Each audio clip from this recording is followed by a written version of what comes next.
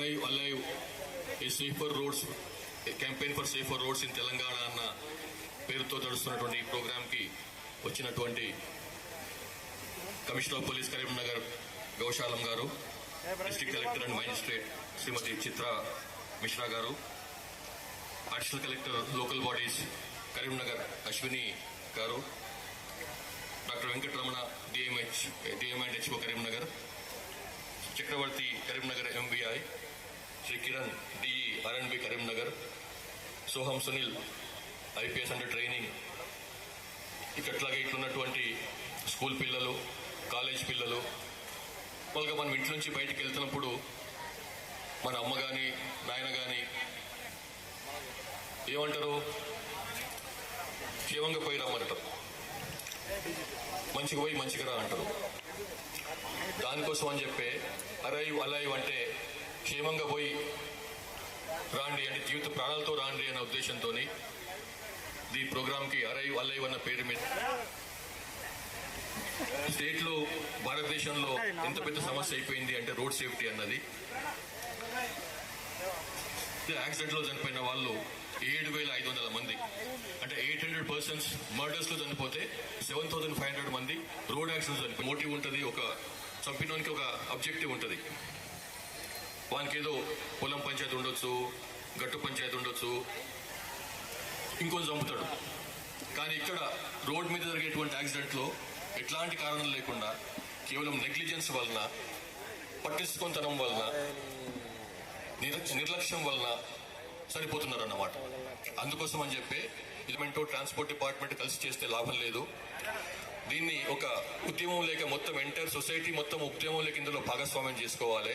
కూడా ward member స్థాయి నుంచి, ఒక గ్రామంలో ఉండే వార్డ్ మెంబర్ స్థాయి నుంచి రాష్ట్ర స్థాయి ముఖ్యమంత్రి వరకు కూడా అందరూ కూడా ఈ క్యాంపెయిన్ లో భాగస్వామ్యం కావాలన్న ఉద్దేశంతో ట్రాన్స్పోర్ట్ డిపార్ట్మెంట్ చెందినటువంటి గౌరవ మంత్రి పొన్నం ప్రభాకర్ గారు, మేము అట్లాగే ఆనరబుల్ సీఎం గారితో ఇది రిక్వెస్ట్ చేసినప్పుడు వారు ఎంబడి యాక్సెప్ట్ చేసి ఇది చాలా పెద్ద సమస్య, మనం దీన్ని ప్రతి గ్రామానికి గడపకు తీసుకుపోవాలి, ప్రతి వ్యక్తి కూడా దీనికి సంబంధించి చైతన్యంగా కావాలి అన్న ఉద్దేశంతో ఈ కార్యక్రమాన్ని ఫస్ట్ టైం మాకు ఒక గవర్నమెంట్ సంబంధించినటువంటి ప్రోగ్రాంలో పోలీస్ డిపార్ట్మెంట్ ప్రోగ్రాం ఉండదు, కానీ ఫస్ట్ టైం దీన్ని ఈ గవర్నమెంట్ చేస్తున్నటువంటి ఒక ప్రణాళిక ప్రోగ్రాంలో, ప్రజాపాలన ప్రగతి ప్రణాళిక ప్రోగ్రాంలో దీన్ని ఇంక్లూడ్ చేశారు.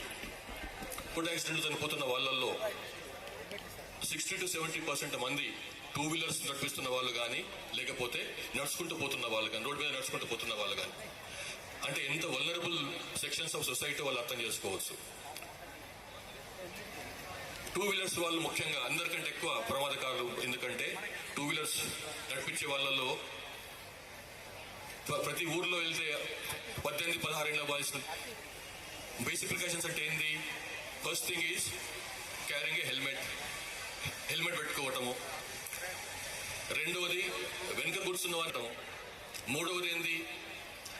చిన్నపిల్లలు ఎవరైతే 4 years అండ్ అబోవ్, 4 ఏళ్ల కంటే ఎక్కువ వయసు ఉన్న వాళ్ళందరూ కూడా హెల్మెట్ పెట్టడం. 4 ఏళ్ల కంటే ఎక్కువ వయసు ఉండే వాళ్ళకు కూడా, అంటే వెహికల్లో కూర్చున్న రైడరు, పిల్లల రైడరు, చిన్నపిల్లలు ఎవరైనా ఉంటే వాళ్ళకు కూడా హెల్మెట్ పెట్టుకోవాలి. అంతేగాని ఒక రైడర్ పెట్టుకోవడం, అసలు పెట్టుకోకపోవడం ఒక పెద్ద తప్పు అయితే, రైడర్ మాత్రమే పెట్టుకుని వెనకాయన పెట్టుకోకపోవడం ఇంకో పెద్ద తప్పు. ఇంకో పెద్ద తప్పు ఏం చేస్తాం మనము అంటే, హెల్మెట్ పెట్టుకుంటాం కానీ పెట్టుకోకపోతే, స్ట్రాప్ పెట్టుకోకపోతే, హెల్మెట్ బక్కలు పెట్టుకోకుండా హెల్మెట్ పెట్టుకుంటే హెల్మెట్ పెట్టుకోనట్టే, వేస్ట్ అన్నమాట. కాబట్టి హెల్మెట్ పెట్టుకున్నారు అంటే బక్కలు పెట్టుకోవాల్సిందే. ఇంకో కిలోమీటర్లో పోవాలి, పక్కనే షార్ట్ కట్ కొడతామని చెప్పి ట్రాఫిక్ అడ్డంగా పోతుంటారు. అది ఇంకో పెద్ద మిస్టేక్ అన్నమాట. చనిపోయిన వాళ్ళు ఎక్కువ మంది ఇట్లా షార్ట్ కట్ కొట్టి పోయి చనిపోయిన వాళ్ళే. మెయిన్ రోడ్గా ఇక్కడైతే మెయిన్ రోడ్ మీద హాయిగా పోయేసేసి రైట్ రూట్లో పోయి యూటర్న్ తీసుకొని వాళ్ళు వచ్చి మన అట్లే మామూలుగా రూట్లో ఇట్లా రావాలని అట్లా వస్తే ఏం సమస్య ఉండదు. కానీ ఏంటంటే షార్ట్ కట్ ఎందుకు, ఇక్కడనే కదా ఈ కూరగాయల మార్కెట్కి పోయిస్తా, దగ్గరనే 2 minutes 1 minute వాళ్ళు చేస్తున్న ఒక చిన్న మిస్టేక్స్ వలన ప్రాణాలు పోతున్నాయి. ఇవాళ రేపట్ల కుటుంబానికి ఒకరో ఇద్దరు ఉంటారు పిల్లలు, 4 పిల్లలు ఉంటే జమానా కాదు ఇది. అటువంటిప్పుడు ఒక పిల్లగానికి ఒక పిల్లగాని ఏమైనా అయింది అంటే ఆ కుటుంబానికి నష్టం, ఈ కుటుంబానికి నష్టం. యాక్సిడెంటల్ ఇద్దరికి, అటు పక్కనికి ఇటు పక్కనికి ఇద్దరికి నష్టమే. సంగారెడ్డి జిల్లాలో కంది దగ్గర ఒక ప్రమాదం జరిగింది, 2 వీలర్ ప్రమాదం. అందులో ఒక 36-37 ఏళ్ల వయసున్న ఆయన చనిపోయాడు. ఆయనకు ఒక భార్య, 2 బిడ్డలు, చిన్న 5 ఏళ్ల పిల్ల, 3 ఏళ్ల పాప. మొన్న 15-16 డేస్ కింద ఆమె కూడా, ఆ భార్య కూడా తన 2 పిల్లలను చంపేసి ఆత్మహత్య చేసుకుంది. ఏం కారణమయ్యా అంటే బతకలేకపోవటం. ఇంటాన్ని ఎవరైతే సంపాదన వాళ్ళు చదువులేంది, సందేలేంది అని చెప్పి ఆలోచించి ఆమె ఏం చేయలేక ఆమె పిల్లలను చంపేసి ఆమె ఆత్మహత్య చేసుకుంది. అంటే ఇట్లా ఒక అర్థం చేసుకోండి. ఇది మనకు తెలిసిన సంఘటన ఒకటి కావచ్చు కాక తెలియని సంఘటనలు ఎన్నున్నాయో అట్లా. ఏదో కారణం వల్ల వాడు యాక్సిడెంట్ చనిపోతే, ఏదో కారణం వల్ల వీళ్ళు ఆత్మహత్య చేసుకోవటం, లేకపోతే కృంగి కృషించిపోవటమో, ఇట్లా ఏం చేయలేని పరిస్థితి ఉన్న వాళ్ళు ఎంతమంది ఉన్నారో మనకు తెలిసిన వాళ్ళు. ఇంకొక ఆయన మొన్న నకరికల్ పోయినప్పుడు ఒక ఆయన వచ్చాడు స్టేజ్ మీదకి. ఆయనకు ఎడమ కాలు పోయింది, ఎడమ చెయ్యి పోయింది, కుడి కాలు పోయింది. మంచిగా ఉన్నాడు అంతా, అదర్వైజ్ అంతా చాలా మంచి చదువుకున్న ఆయన. మంచి ఏం జరిగిందండి అంటే ఆయన తన ఫ్రెండ్ యొక్క 2 వీలర్ పైన ఎంత కూర్చున్నాడంట. ముందు కూర్చున్న ఆయన అనుకో దాంతో ఏమైపోయింది, ఆయన తల చితికిపోయింది, చనిపోయింది ఆయన స్పాట్ మీదనే. ఈయన కాలు చేతులు పోయినా కానీ అట్లీస్ట్ ప్రాణంతో బతుకున్నాడు, చక్కగా ఉన్నాడు. ఒళ్ళు చేయబోయింది. ఇంకో పెద్ద సమస్య డ్రంక్ డ్రైవింగ్. అగైన్ ఎవరన్నా కానీ తెలిసిన వాళ్ళు, అరే ఎందుకు చేస్తున్నావు, పోయి నువ్వు తాగిపోయినావు కదా, వద్దులేదు, కొంచెం ఇంత కూడా కాలేదు, నాకేమవుతుందని చెప్పి పోతాం. దానివల్ల మళ్ళీ యాక్సిడెంట్ అయ్యేది. మనం తాగినప్పుడు మనం సాధారణంగా నడవడమే కష్టం అయిపోతుంది మనకు. అటువంటిప్పుడు బండిని ఎట్లా నడిపిస్తాం? మామూలుగా నడవడమే కష్టం అంటే మనం నడవడమే కష్టం అయితే తాగినప్పుడు బండి ఎట్లా నడిపిస్తాం? దానికి మనం డిసోరియంట్ అయిపోయి ఉంటాము, లేట్ రియాక్షన్ ఉంటుంది, ఇమీడియట్ స్పందన ఉండదు. కాబట్టి వెహికల్ పెట్టుకున్న తాగి ఉన్నప్పుడు ఎట్టి క్రాప్ పోతుంది, ఎంటికలు పోతాయి, నెత్తులు వస్తుంది, చెవులు పడవు, ఇంకోటి హారం కొట్టి రాదు. మేడం ఢిల్లీలో కంపల్సరీ ఇద్దరు వెహికల్ మీద కూర్చొని 2 పెట్టుకోవడం కంపల్సరీ హెల్మెట్లు. బెంగళూరులో కంపల్సరీ, చెన్నైలో కంపల్సరీ. మనకి కొత్తది మనకు ఎంత నెత్తి మీద ఎంత అభిమానమో, ఎంటికల మీద ఎంత అభిమానమో నాకు అర్థం కాదు. నేను నా జీవితంలో హెల్మెట్ పెట్టుకోలేదు. నేను ఎంటికలను పోయినాయి, దానికి సంబంధం లేదు. ఎంటికలు పోవడానికి హెల్మెట్ సంబంధం లేదు. కాబట్టి హెల్మెట్ పెట్టుకోండి. రెండోది, మీతో ఎంతమంది 2 వీలర్స్ ఉన్న వాళ్ళు, పేరెంట్స్ ఉన్న వాళ్ళు చేతులు లేపండి. ఎంతమందికి 2 వీలర్స్ ఉన్న ఫాదర్ ఉన్నారు, బ్రదర్ ఉన్నారు, చేతులు లేపండి. సో చాలా మందికి ఉన్నారు. మరి మీరు హెల్మెట్ పెట్టుకుంటున్నా ఒకసారి చేతులు లేపండి. మీ ఫాదర్ కానీ సగం మందికి వచ్చేసినాయి. వెనక హెల్మెట్ పెట్టడం మరి అసలు ఆ ప్యాంట్కి ఎట్లా బెల్ట్ పెట్టుకుంటాం, అంత సింపుల్ హెల్మెట్ పెట్టుకోవాలన్నమాట, అంతే. పెద్దది ఇంకో విషయం ఏంటంటే 4 వీలర్ విషయం. 4 వీలర్ అంటే ఇది కార్లు కానీ, జీపులు కానీ, అటువంటి వెహికల్స్. మెయిన్గా మనం చేసే మిస్టేక్ ఏంటి? 4 వీలర్స్ పైన ఎక్కినప్పుడు సీట్ బెల్ట్ పెట్టుకోకపోవడం.